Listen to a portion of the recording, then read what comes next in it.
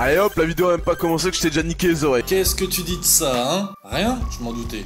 Allez, aujourd'hui, je vous sors une vidéo spéciale crise. À l'heure où je vous parle, des ménages sont en faillite, le prix du carburant explose de nouveau, la dictature du pass sanitaire est à son apogée, et le gouvernement nous envoie des chèques énergie de solidarité de 25 € pour payer les croquettes du chat. Et notre pays, Thierry disait, fait même fermer les aérodromes pour mettre des supermarchés. J'ai donc décidé, avec moi-même, de vous faire une vidéo salvatrice. Une vidéo spécialement adressée aux personnes suivantes. Aux étudiants à découvert systématique, aux chômeurs professionnels de plus de 10 ans, aux boomers qui sont restés bloqués sur le RMI, aux descos qui cumulent RSA plus AAH, et même à toi, jeune cotisant salarié qui rêve de prendre un peu de hauteur sur ce monde et enfin s'envoler de ses propres ailes. Alors hop hop hop, pilote auto, envoie l'intro s'il te plaît. J'envoie l'intro, commandant Poisard.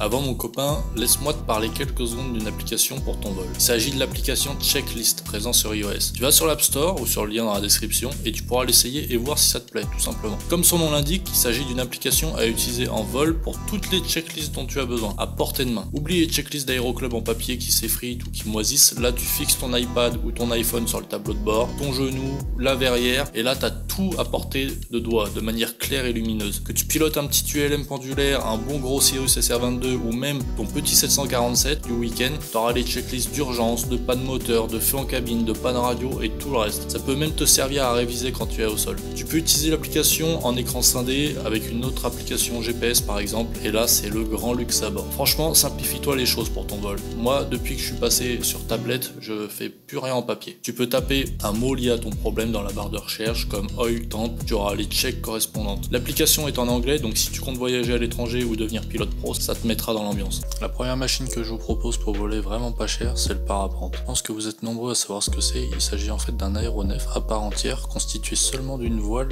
reliée à une sellette dans laquelle le pilote est confortablement assis. Pour faire la chose bien, je vous touche deux mots de son histoire. Le parapente a commencé officiellement en 1985 par une première voile créée par l'américain David Barish. Il appelait ça du vol de pente. Pas folle la guêpe. En fait, j'imagine que c'était un gars qui avait volé la housse de couette de sa mère et qui dévalait pleine balle la montagne en espérant s'envoler comme un avion F4 Phantom. Bref, apparemment ça marchait pas trop mal et ça a fait avancer la technologie côté parachute également. Plus tard, vers les années 80, pas mal de parachutistes utilisèrent leur voile pour faire du vol de pente. L'activité était orchestrée par la fédération parachutisme, puis le relais a été pris ensuite par la fédération de vol libre, ce qui est toujours le cas aujourd'hui. En 1985, Laurent Kalbermatten invente la première voile spécialement conçue pour le vol parapente. Elle est plus performante et plus facile à gonfler que les voiles de parachute. La voile de parapente ne cessa alors de s'améliorer en termes de technologie et de pratique. Et donc cette voile, qui fut beaucoup utilisée par les alpinistes au début, est devenue alors une discipline à part entière. Les premiers championnats du monde se sont déroulés en 1987 en Suisse. Alors le parapente, comment ça marche? Déjà, le matériel est composé d'une voile, mais on peut dire que c'est une aile, car elle fonctionne réellement comme une aile d'avion, c'est-à-dire une dépression de l'air sur l'extrados et une surpression sur l'intrados, créée par le vent relatif. C'est ce qu'on appelle la portance. Tout ça est dû à sa forme particulière qui a le même profil qu'une aile d'avion. La voile est un tissu résistant et léger et comporte plein de petits caissons dans lesquels l'air va venir s'engouffrer pour lui donner sa forme d'aile. Suspendu par des suspentes, c'est le cas de le dire, le pilote est assis tranquille, sans pression, dans une sellette. C'est un peu un sac à patates quoi. Et là, à l'aide de tes deux mains, si t'es pas manchot, tu peux contrôler ta voile en tirant sur des manettes. Alors le but c'est pas de tirer au pif dans tous les sens, sinon tu vas alimenter la fameuse boucle des trous dans le sol. Non, le but c'est d'utiliser astucieusement ces dernières. En tirant une manette, tu vas augmenter momentanément la portance d'un certain côté et donc tourner. C'est aussi simple. En tirant les deux manettes, tu vas gagner en portance symétriquement, comme avec les volets d'un avion. Tu vas planer fortement et lentement, du moins un certain temps. C'est donc comme ça que tu arrondis lors de l'atterrissage. Je te laisserai voir le reste avec un instructeur lors de ton premier vol. Ça a l'air simple comme ça, mais ça c'est juste la base. Vu que t'as pas de moteur, tu fais comment pour avancer? En fait, cela fonctionne comme pour les planeurs. On fait soit du vol de pente en utilisant les courants ascendants, créés par le vent qui lui vient s'exploser la face sur la pente, soit on utilise ce qu'on appelle les thermiques, c'est-à-dire les courants ascendants d'air chaud qui viennent du sol. Le sujet est en vérité complexe avec une étude de la météo qui est importante dans cette discipline, parce que comme tu l'auras compris, vu qu'on est très léger, on est très sensible à la météo. Tu as aussi la version paramoteur, c'est pareil mais avec un moteur dans ton dos, mais là on dépasse notre budget prolo hardcore. T'as vu, ça a l'air cool Tu voles comme un oiseau, tranquillement. Alors pour utiliser ce bidule, réglementairement il te faut quoi comme licence? Bon bah je viens de regarder, c'est encore un peu flou comme histoire, ça m'étonne pas de la France. Apparemment, faut un brevet qu'ils appellent un brevet de pilote, ce qui veut rien dire. Mais contre toute attente, ce brevet n'est pas obligatoire. C'est foireux, hein, mais ça reste moins foireux que la réglementation drone quand même. Donc si vous voulez être le plus possible dans les clous, et que vous voulez passer le brevet, qui va bien, histoire d'être formé et de voler sereinement, il faut les prérequis suivants. Je te laisse regarder le screenshot. Ensuite, le prix dans tout ça. Le brevet, qui n'est pas obligatoire, coûterait environ entre 1000 et 2000 euros selon l'école et ta progression. Et du coup, combien ça coûterait le matériel surtout? Environ 1500 euros d'occasion et au moins le double pour du neuf. Voilà, donc on est largement sous les 5000 euros, je t'ai pas menti. Who did not have it? Bubble, bubble gut, bubble, bubble, bubble gut, bubble gut, bubble, bubble, bubble gut, bubble gut, bubble, bubble, bubble gut, bubble gut, bubble, bubble, bubble gut. Alors le deltaplane, c'est un peu le même délire. C'est pas cher, on a normalement pas de moteur et on est donc dans la discipline de vol libre comme pour le parapente ou le planeur. Ça a commencé en 1950. Une aile légère et souple était en développement pour l'aérospatial et finalement les ingénieurs se sont amusés avec et paf, ça a fait un deltaplane. Le principe est relativement simple. Une aile en forme de delta est autostable quand elle vole.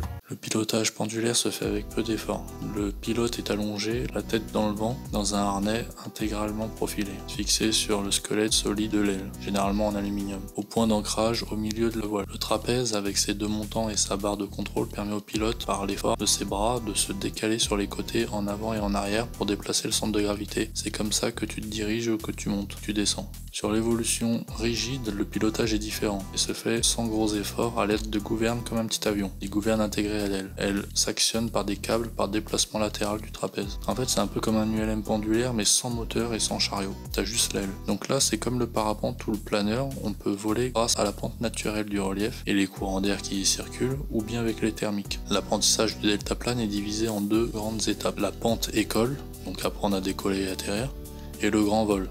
Donc apprendre le pilotage et on va dire la petite navigation. Il faut compter environ une année pour parvenir à l'autonomie complète, selon ta progression, matérialisée par l'obtention du brevet de pilote. Notez que vous serez toujours seul à bord, vous serez en contact permanent par radio avec le moniteur. Pour le brevet, il faut compter 1500 euros. Et encore une fois, il s'agit d'un brevet fédéral, donc il n'est pas obligatoire. Que ce soit pour le parapente ou le deltaplane, le minimum est une assurance responsabilité civile aérienne. Et si en cas d'accident, tu veux justifier à ton assurance que tu avais un certain niveau d'expérience, il vaut mieux passer les brevets. Have it? I mean, freaking who did not have it? Bubble, bubble gut, bubble, bubble, bubble gut, bubble gut, bubble, bubble, bubble gut, bubble gut, bubble, bubble, bubble gut, bubble gut, bubble, bubble, bubble gut, bubble gut.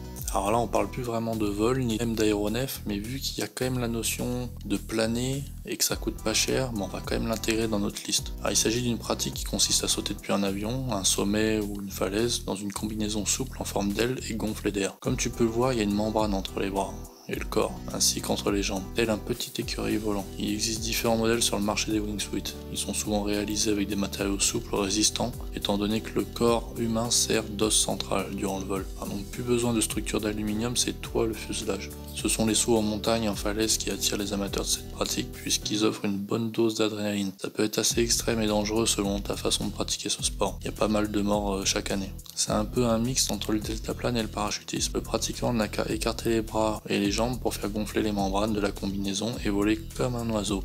Enfin, comme un oiseau mort, parce qu'on va pas se le cacher, tu planes difficilement vu la faible charge à l'air disponible. En ce qui concerne l'atterrissage, un parachute est déclenché afin de freiner la chute. Pour le moment, il est impossible d'atterrir en wingsuit. Il faut donc ralentir la vitesse à l'aide du parachute. Auparavant, ce sport était pratiqué par les parachutistes directement depuis un avion, mais c'est devenu une discipline à part entière en se jetant du haut d'une falaise. Chacun son délire. Ça ne s'improvise pas, tu l'auras compris, il vaut mieux être bien encadré au début et surtout avoir déjà une bonne expérience dans le domaine de la chute libre. Le wingsuit est toléré en France, mais le base jumping, qui lui consiste à sauter depuis n'importe où, est interdit. Pour une combinaison wingsuit, tu peux compter entre 400 et 1000 euros. Donc là, on est juste au-dessus de l'avion en papier. On peut pas voler pour moins cher avec du matériel neuf. Bubble, bubble gut, bubble gut. Le marché de l'occasion. Petit bonus pour ceux qui perdent espoir de voler pour moins de 5000 euros avec quelque chose qui ressemble un peu plus à un avion, c'est-à-dire une aile, un tableau de bord, un moteur qui fait du bruit. Regardez, tapez ULM sur le bon coin et mettez le filtre sport et hobby et moins de 5000 euros. Et là, regardez, miracle. y a de quoi faire. T'as toutes sortes de trucs, du paramoteur, du motoplaneur, du LM 3 axes, du pendulaire, bref. Ton rêve c'est de voler? Alors plus d'excuses. Tu peux même acheter la machine en copropriété et diviser le prix facilement. Donc jeunes téméraires, allez-y, le ciel et notre grande communauté de passionnés n'attendent que vous. Moi je quitte la fréquence et je vous dis à bientôt tout là.